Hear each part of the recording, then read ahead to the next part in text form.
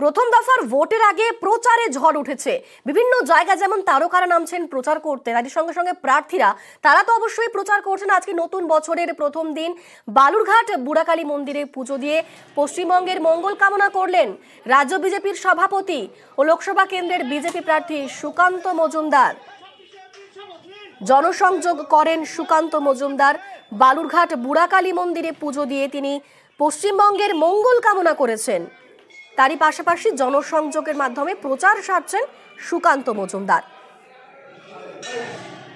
বালুরঘাটের BJP প্রার্থী সুকান্ত মজুমদার আজ তার প্রচার, নববর্ষের দিনেই প্রচারে ঝড় তুলেছেন প্রত্যেকটি দলের প্রার্থীরাই। সুকান্ত মজুমদার তিনি প্রচার সারছেন বালুরঘাটের বিভিন্ন জায়গায়। বুড়াকালী মন্দিরে পুজো দিয়ে তাঁর প্রচার শুরু হয় এবং তারপর জনসংযোগ সারেন বিভিন্ন এলাকায়।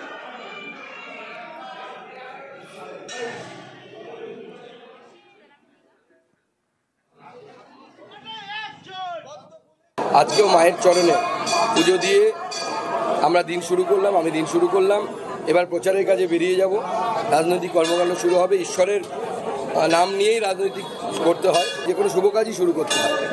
মায়ের আশীর্বাদে পশ্চিমবঙ্গবাসীর কাছে মায়ের আশীর্বাদ চাইলাম।